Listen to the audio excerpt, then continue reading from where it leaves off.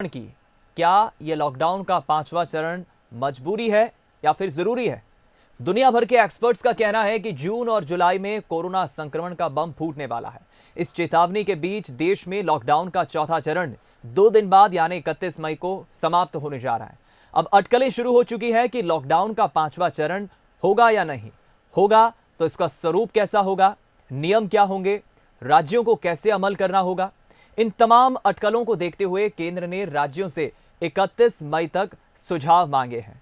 गुरुवार को जब केंद्रीय गृह मंत्री अमित शाह ने राज्यों के मुख्यमंत्रियों और अधिकारियों के साथ चर्चा की तो कई मुद्दों पर बातचीत हुई। खासतौर पर लॉकडाउन और आर्थिक गतिविधियों के साथ कोरोना संक्रमण रोकने के लिए 31 मई को लॉकडाउन का चौथा चरण खत्म हो रहा है। सभी राज्यों से 31 मई से पहले सुझाव मांगे गए हैं। बैठक के दौरान कई राज्य लॉकडाउन बढ़ाने के पक्ष में नजर आए तो कई राज्यों ने कुछ शर्तों के साथ छूट देने का सुझाव दिया। कुछ प्रमुख राज्यों की बात करें जो बैठक में सहमति बनी है। फिलहाल बंगाल और हिमाचल लॉकडाउन बढ़ाने के पक्ष में है। उत्तराखंड कुछ रियायतों के साथ लॉकडाउन बढ़ाने के पक्ष में है। वहीं हिमाचल प्रदेश 30 जून तक लॉकडाउन और कर्फ्यू बढ़ाने के पक्ष में है। हरियाणा, पंजाब, झारखंड केंद्र सरकार के निर्देशों का पालन करेंगे। मध्य प्रदेश का रियायतों के साथ एहतियात बरतने पर जोर रहेगा। छत्तीसगढ़ अपनी सीमाएं खोलने के फिलहाल पक्ष में नहीं है। वहीं अंतरराज्यीय बस सेवाओं पर भी छत्तीसगढ़ में पूरी तरह से रोक है। बस, टैक्सी और ऑटो रिक्शा को एक जिले से दूसरे जिले में जाने की फिलहाल छूट तो दी गई है, लेकिन ई पास लेना जरूरी होगा। देखिए, आर्थिक गतिविधियां चालू करनी पड़ेगी क्योंकि दुनिया अब ऐसे चल नहीं सकती। एक तरफ कोरोना का भयानक संकट है, लेकिन मध्य प्रदेश में काबू में है, नियंत्रण में है। आपने देखा मध्य प्रदेश में रिकवरी की दर, ठीक होने की रेट 53% हो चुकी है। मतलब जो मजदूर आए उनमें से 53, जो पेशेंट आए उनमें से 53% ठीक होकर जा चुके हैं। कुछ पॉजिटिव आएंगे क्योंकि कई जगह हमारे प्रवासी मजदूर भाई बहन आए हैं। मैं उनको दोष नहीं देता, लेकिन उसके कारण भी संक्रमितों की संख्या बढ़ी है। और कहीं कहीं जैसे कल सांवेर में एक पारिवारिक कार्यक्रम में इंदौर से कोई पहुंची, उनके कारण 20 इकट्ठे निकल गए। अब इस तरह कितनी भी सावधानी रखें, कोई ना कोई घटना ऐसी होती है, तो पर्याप्त व्यवस्था और सावधानी हम रखेंगे। स्थिति पूरी तरह से नियंत्रण में है।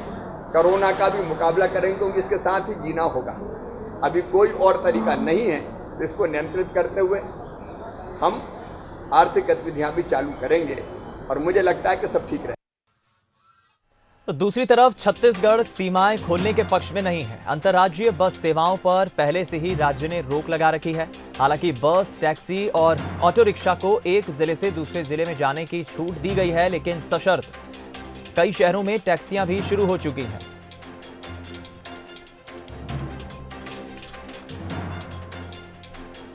कई राज्य 1 जून से कई राज्य धार्मिक स्थलों को खोलने के पक्ष में हैं। कोरोना संक्रमण की बात करें तो देश के 11 शहरों में कुल कोरोना संक्रमित मरीजों का 70% है, लेकिन खतरा तो बरकरार है। कोरोना संक्रमण के मामले में भारत एशिया में नंबर 1 पर आ गया है। और फिलहाल दुनिया की बात करें तो दुनिया में इस वक्त देश 9वें स्थान पर आ गया है। ऐसे में लॉकडाउन जरूरी है या नहीं, इस पर फिलहाल सभी की अपनी अपनी प्रतिक्रियाएं भी आ रही है, बहस भी जारी है। और इसी विषय पर हम ये जानने की कोशिश करेंगे, चर्चा करेंगे, कुछ प्रतिक्रियाएं लेंगे हम एक्सपर्ट्स की। हम कुछ पॉलिटिकल स्पोक्स पर्सन के भी इस मसले पर रिएक्शन लेंगे। हमारे साथ बीजेपी प्रवक्ता डॉक्टर हितेश वाजपेयी और साथ ही साथ अभय दुबे जी, कांग्रेस प्रवक्ता, हमारे साथ जुड़ गए। पॉलिटिकल स्पोक्स पर्सन के हम जरूर रिएक्शन लेंगे, लेकिन उसके पहले हमारे साथ doctor Satyakant Trivedi ji phone line पर जुड़ गए, जो कि साइकियाट्रिस्ट हैं। सत्यकांत जी, सबसे पहला सवाल मैं आप ही से लूंगा, उसके बाद अन्य मेहमानों के पास जाऊंगा। बड़ा सीधा सा मेरा सवाल है कि लॉकडाउन चौथा चरण तो अब खत्म होने वाला है, लेकिन पांचवें चरण को लेकर हम देख रहे हैं कि इस वक्त एशिया में सबसे ज्यादा केस भारत में है और भारत अब दुनिया में 9वें पायदान पर आ गया है सबसे संक्रमित केसों में। जरूरी या मजबूरी पांचवा चरण? देखिए दीपक, सबसे बड़ी बात यह है कि लॉकडाउन का जो बेसिक पर्पस होना चाहिए था, वो ये था कि हम इस जागरूकता को समझें। जो कोरोना के प्रति जो जागरूकता है वो समाज में आए और लोग इसके साथ में जीना सीखें। जैसा कि मैंने पहले भी अपने स्टेटमेंट्स में कहा है कि ये बीमारी की दुनिया में एक नया मेहमान है, या आज या कल या लॉकडाउन इसका इलाज नहीं है। लॉकडाउन से सिर्फ हम जागरूकता ला सकते हैं, उचित संसाधन बना सकते हैं, उचित हॉस्पिटल्स रेडी कर सकते हैं, जो विस्थापन है मजदूरों का या जो भी दूसरे राज्यों में काम कर रहे हैं वो लोग आ सकते हैं। लेकिन हम लॉकडाउन को हमेशा के लिए कंटिन्यू नहीं कर सकते, क्योंकि इसकी वजह से बेरोजगारी और जो आर्थिक समस्याएं हैं वो बढ़ेंगी, मेंटल हेल्थ की समस्याएं बढ़ती चली जाएंगी और कहीं ना कहीं एक दूसरी दिशा में ही चीजें जाती हुई दिखाई देंगी। तो हमें एक्सेप्ट करते हुए बढ़ना पड़ेगा। और लॉकडाउन की जो जरूरत अगर हम देखें मूल में जाएं तो ये कहीं ना कहीं हमारे विवेक पर निर्भर करता है। अगर हम सजग हो जाएं, अगर हम अपनी जिम्मेदारियां अच्छे से निभाएं, शासन के जो रूल्स हैं उनको फॉलो करें और उसमें अपना एक ड्यूटी को समझे कि नहीं ये हमें करना ही चाहिए अपने लिए, अपने परिवार के लिए, तो मुझे लगता है लॉकडाउन की जरूरत विशेष तौर से नहीं पड़ेगी। क्योंकि आप देखिए कि और जो बढ़ती हुई संख्या की बात कर रहे हैं दीपक, ये एक दृष्टि से देखें तो ये अच्छी बात है, क्योंकि कहीं ना कहीं बढ़ते हुए जो नंबर्स हैं वो एक अच्छी रिपोर्टिंग या जो टेस्टिंग बढ़ी है ये कैपेसिटी को भी डिनोट कर रहा है। क्योंकि हम जानते हैं कि लगभग 80% लोग दीपक एसिम्प्टोमेटिक हैं और अगर हमारा डिटेक्शन रेट बढ़ता चला जाएगा तो वो अच्छा है। जितना जल्दी हमें एक एग्जैक्ट नंबर मिल जाएगा तो हमें कंट्रोल करना, चीजों को क्वारंटाइन करना, आइसोलेट करना उन लोगों को, ताकि गंभीर लक्षण नहीं आए या ऐसे लोग जो रिस्क में हैं उनमें ये नहीं जाए, उसके लिए टेस्टिंग बहुत जरूरी है। तो बढ़ता हुआ नंबर अगर हम दूसरे दृष्टिकोण से देखें तो ये कहीं ना कहीं उचित है। यानी हमें डरने की जरूरत नहीं है। फिलहाल ये टेस्टिंग जिस तेजी से हो रही है उस हिसाब से आंकड़े जरूर बढ़ रहे हैं। लेकिन सत्यकांत जी, बहुत संक्षिप्त में ये भी जानना चाहूंगा, हम जब लॉकडाउन खत्म करने की तरफ बढ़ते हैं या रियायत देने की जब कोशिश करते हैं तो कहीं ना कहीं जब ये आंकड़े बढ़ते हैं तो ये कहीं ना कहीं डराते हैं।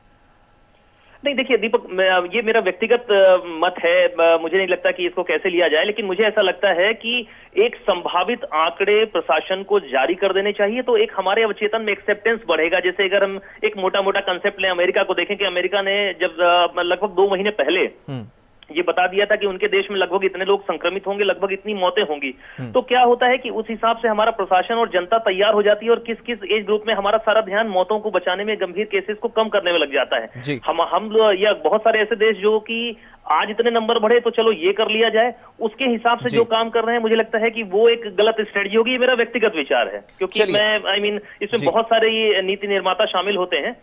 ये मेरा व्यक्तिगत विचार है कि जो परसेंटेज है पैंडेमिक का कि इतने % लोग लगभग अफेक्ट होंगे, इतने % लोगों को लगभग गंभीर केसेस आएंगे, तो उस जगह की जनसंख्या के हिसाब से पहले ही उसको ठीक से बता दिया जाए तो उसमें बचाव कार्य जारी हो जाएगा। आज 2 केस आए तो हम ये स्ट्रेटजी कर लें या 10 कर लें, क्योंकि इसके बारे में कहीं ना कहीं हमें कुछ पता नहीं है। सब कुछ अभी जो घटनाक्रम है वो पुराने पैंडेमिक्स के एक्सपीरियंस पर ही आधारित है, तो ये एक बेस्ट स्ट्रेटजी हो सकती है दीपक। बिल्कुल, चलिए फिलहाल हम कुछ पॉलिटिकल रिएक्शंस भी लेंगे, लेकिन उसके पहले राहुल गांधी ने क्या कुछ कहा है इस पूरे मसले पर, उनकी पहले प्रतिक्रिया सुन लेते हैं। हिंदुस्तान का लॉकडाउन फेल हुआ है। जो लक्ष्य नरेंद्र मोदी जी का था वो लक्ष्य पूरा नहीं हुआ और अब हम बहुत इज्जत से, रिस्पेक्ट से, आदर से सरकार को और प्रधानमंत्री को पूछना चाहते हैं कि अब आपका प्लान बी क्या है। बीमारी 21 दिन में गायब नहीं हुई, बीमारी बढ़ रही है, आपकी स्ट्रेटजी क्या है? लॉकडाउन को आप किस प्रकार से देखते हैं? इसको आप किस प्रकार से रिलीज करेंगे? जो हमारे मजदूर भाई बहन हैं उनकी आप कैसे मदद करोगे? जो आप हमारे जो छोटे स्मॉल एंड मीडियम बिजनेसेस हैं उनको उनकी आप मदद करना चाहते हो, नहीं करना चाहते हो, क्या प्लान है? तो ये सवाल हम सरकार से पूछना चाहते हैं। पहले 2-3 बार उन्होंने फ्रंट फुट पे खेला, अब प्रधानमंत्री जी दिखाई नहीं दे रहे हैं, मगर देश को प्रधानमंत्री का चेहरा दिखना है, प्रधानमंत्री को देश को बताना पड़ेगा कि आगे क्या करना है, तो प्रधानमंत्री को अग्रेसिवली फ्रंट फुट पे फिर से आना पड़ेगा। चलिए, तो फिलहाल राहुल गांधी को आपने सुना जो ये रिएक्शन दे रहे हैं, फिलहाल अब तक के लॉकडाउन को फेल बता रहे हैं। इस पर हम रिएक्शन ले लेते हैं। हमारे साथ अभय दुबे जी कांग्रेस प्रवक्ता फोन लाइन पर जुड़े हैं और हितेश बाजपेयी जी बीजेपी प्रवक्ता। पहली प्रतिक्रिया हितेश जी आप ही से लूंगा मैं, क्योंकि जाहिर है बड़ा चैलेंज ये है कि एक तरफ हमें फाइनेंशियल जो गतिविधियां हैं, आर्थिक गतिविधियां अलग अलग राज्यों की, देश की, वो भी शुरू करना है, संचालित करना है और कोरोना के आंकड़ों को भी कम करना है। और राहुल गांधी तो अब फ्रंट फुट से बैक फुट पर आने की बात कह रहे हैं। राहुल गांधी जो है बड़ा निशाना भी साध रहे हैं। आपकी पहली प्रतिक्रिया? देखिए, राहुल गांधी पर चर्चा बहुत हो चुकी है, तो मेरी कोई रुचि उनमें नहीं है। जी। और चूंकि उनकी बातें जो हैं वो पूर्ण रूप से अवैज्ञानिक और गैर तथ्यात्मक हैं और इंटरनेशनल एजेंसीज ऑलरेडी रिजेक्ट कर चुकी हैं, क्योंकि भारत की स्थिति ही नहीं अपितु सभी देशों की स्थिति का मूल्यांकन WHO कर रहा है और उनकी एक्सपर्ट कमिटीज कर रही हैं, जो समय समय पर गाइडलाइन भी देती रहती हैं और कॉशंस भी दे रही हैं। उसमें कहीं पर भी भारत का इस प्रकार से जिक्र नहीं है जो उनकी बातचीत को सपोर्ट करता हो, तो इसीलिए वो पॉलिटिकल ज्यादा है और मैं समझता हूँ वैज्ञानिक कम है। खैर ठीक है, उनका अधिकार है और उन्हें याद रखना चाहिए भारत राज्यों से बना है, राज्य इसमें काम कर रहे हैं और शायद वो महाराष्ट्र, छत्तीसगढ़ इनकी तरफ ज्यादा इशारा करना चाहते होंगे जहाँ पर कांग्रेस की सरकारें हैं, राजस्थान में हैं। तो मुझे लगता है कि वे अपने मुख्यमंत्रियों से जो चाहते हैं उनको करवाना चाहिए कि दो चार चीजें ऐसी हो जो उनकी बात का ठीक। राहुल गांधी की हम चर्चा नहीं करते, लेकिन हितेश जी, बीच का रास्ता क्या है? मजबूरी है या फिर ये, क्योंकि हम 5वें चरण की बात करें, सरकार का प्लान क्या है? क्योंकि एक तरफ फाइनेंशियल एक्टिविटीज हमें जो है शुरू करना है, दूसरी तरफ आंकड़े जो बढ़ रहे हैं ये हमें कंट्रोल करना है। देखिए, 2-3-4 चीजें हैं। पहली चीज, कोरोना के कई आयाम हैं, मेडिकल आयाम है, सोशियो इकोनॉमिक आयाम है और भी बहुत सारी चीजें हैं। तो हर एक फ्रंट के ऊपर आपको लड़ाई का तरीका जो रहता है वो अलग अलग रखना होगा।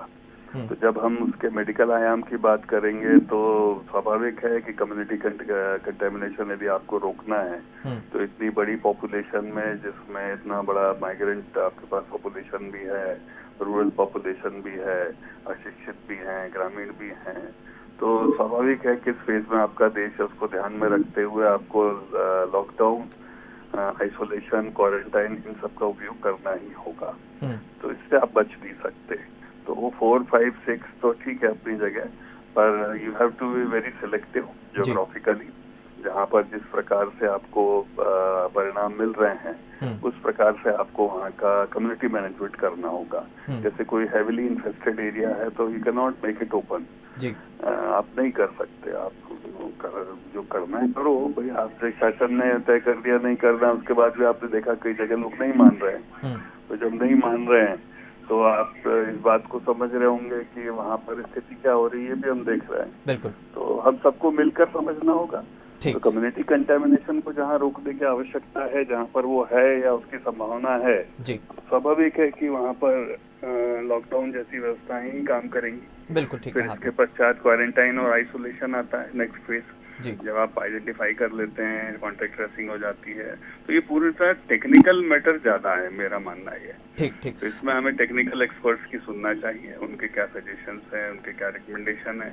ऑलरेडी बहुत सारी एजेंसीज इसमें WHO के साथ मिलकर भी काम कर रही है, नजर रखे हुए हैं। ठीक। भारत की बहुत सारी संस्थाएं, ICMR जैसी, जो इस पर नजर रखे हैं और समय समय पर मार्गदर्शन देती हैं। तो ये राजनीतिक विषय नहीं है। ठीक है। मैं इस पर दूसरी अभय जी से भी ले लेता हूं प्रतिक्रिया, वो भी हमारे साथ बने हुए हैं। अभय जी, हमने अभी सत्यकांत जी को भी सुना, हितेश जी को भी सुना। ठीक है, हम इसमें कोई ज्यादा पॉलिटिकल डिबेट में नहीं घुसेंगे, लेकिन ये चूंकि विषय ऐसा है, 5वें चरण का लॉकडाउन, आपकी पहली प्रतिक्रिया, क्योंकि अब आंकड़े जो है भारत में 1.5 लाख के पार पहुंच गए, आप क्या मानते हैं, किस तरह से बीच का रास्ता निकालना चाहिए, क्योंकि केंद्र में तो आपकी पार्टी विपक्ष में है? अभय जी, सुन पा रहे हैं आप? लगता है हमारा संपर्क टूट गया अभय जी से, उनसे हम प्रतिक्रिया ले लेंगे। बहुत संक्षिप्त में हितेश जी, आपसे मैं लेकर प्रतिक्रिया में कंक्लूड करूंगा, बातचीत को विराम दूंगा, क्योंकि अब यही चैलेंज है। कल अमित शाह ने भी, गृह मंत्री ने चर्चा की अलग अलग राज्यों के मुख्यमंत्रियों से और 31 के पहले उन्होंने सुझाव मांगा है। तो अब यही माना जा रहा है कि एक बड़ा चैलेंज सरकार के सामने यही है, migrant workers, labour, financial activities सुचारू करना। इस पर अब क्या प्लान सरकार को जाहिर करना चाहिए? देखिए, चूंकि ये कम्युनिटी इन्फेक्शन है जिसको अब पेंडेमिक के रूप में विश्व ले रहा है, तो स्वाभाविक है कि ऐसी परिस्थिति में सरकारों का रोल बढ़ जाता है। और सबसे बड़ा काम सरकारों का यही है कि ये पेंडेमिक के रूप में भारत में स्थापित ना हो। अभी जो है, अभी हम उससे बचे हुए हैं। जो हमारी संख्या है, क्योर रेट है या हमारी जो मोर्टालिटी है, वो अभी उसमें फॉल इन नहीं करती है। तो स्टेज 3 कंटेमिनेशन भी हमारा जिस मात्रा में हमको दिख रहा है वो उसमें फॉल इन नहीं करता है। तो ये स्थिति और बनी रहे जब तक कि हम एक साइजेबल सैंपलिंग और कॉम्बिंग नहीं कर लें अपनी पॉपुलेशन की, जो वल्नरेबल है, रिस्क पर है। या टारगेटेड है, तब तक हमें मुझे लगता है कि और मेहनत करने की जरूरत है, जिसमें मेरा मानना ये है कि कम से कम 2 महीने और हमको लगेंगे वहां तक पहुंचने में। पर हाँ, तब तक फेजिक रूप में, जैसा मैंने आपको बताया कि जहां पर संभावनाएं कम हैं वहां पर आप सिलेक्टिव एक्टिविटीज को परमिट कर सकते हैं अंडर सुपरविजन, जिसमें अगेन कोई भी रेड ग्रीन हो सकता है, ग्रीन का रेड हो सकता है, ऑरेंज हो सकता है। इसकी पूरी संभावनाओं को खुले मन से स्वीकारते हुए, कोई उसमें शर्म की बात नहीं है कि आज कोई जिला यदि उसमें भाई हमने कोई लोकेलिटी खोली और वहां पर केसेस निकल कर आते हैं और केसेस की संख्या इतनी हो जाती है कि अलार्मिंग हो जाता है, तो हमें तुरंत एक्शन लेना चाहिए। उसमें सोचने की जरूरत नहीं कि हमने खोला क्यों था और पहले क्यों खोल दिया था। लोग तो सवाल करेंगे, उनको करने दीजिए, लेकिन मुझे लगता है हमारे लिए महत्वपूर्ण है भारत का स्वास्थ्य, आम लोगों का स्वास्थ्य और कोरोना से बचाव। तो उसको दृष्टिगत रखते हुए तकनीकी रूप से जो बन पड़ सकता है टेक्निकल एक्सपर्ट के गाइडेंस में करना चाहिए। चलिए, फिर बहुत बहुत शुक्रिया आपका डॉक्टर हितेश वाजपेयी हमसे बातचीत करने के लिए। हमारे साथ BJP spokes person Hitesh Vajpayee भी जुड़े और उनका भी ये कहना है कि ठीक है, लोगों का तो काम है होता है, हमें ज़्यादा पॉलिटिकल डिबेट में नहीं पड़ना चाहिए इस विषय में, लेकिन कोरोना को लेकर सरकार का यही चैलेंज है और सरकार उसी दिशा में आगे भी बढ़ रही है। हालांकि हमने मनोचिकित्सक साइकेट्रिस्ट डॉक्टर सत्यकांत त्रिवेदी से भी बातचीत की और उनका कहना है कि ये एक ऐसा फेज़ है कि हम हर वक्त लॉकडाउन में नहीं रह सकते, लॉकडाउन खोलना ही होगा, क्योंकि लॉकडाउन अगर और इसी तरह से रहेगा तो जाहिर है कि कई अलग अलग सेक्टर्स हैं वो प्रभावित होंगे। कई सेक्टर्स ऑलरेडी प्रभावित हो चुके हैं। तो अब सरकार के लिए जाहिर है कि बड़ा चैलेंज यही है कि लॉकडाउन के 5वें चरण को लेकर कुछ हल्की फुल्की एक बार फिर रियायतों के साथ इस लॉकडाउन को बढ़ाया जाए। अब जरूरी या मजबूरी ये तो उन राज्यों पर तय हो जाता है जिन राज्यों में संक्रमण के केसेस सबसे अधिक हैं, सबसे ज्यादा हैं, उनके लिए तो ये बिल्कुल जरूरी हो जाता है। लेकिन जहां पर कुछ केसेस कम हैं वहां उन राज्यों के लिए फिलहाल ये मजबूरी बन जाता है।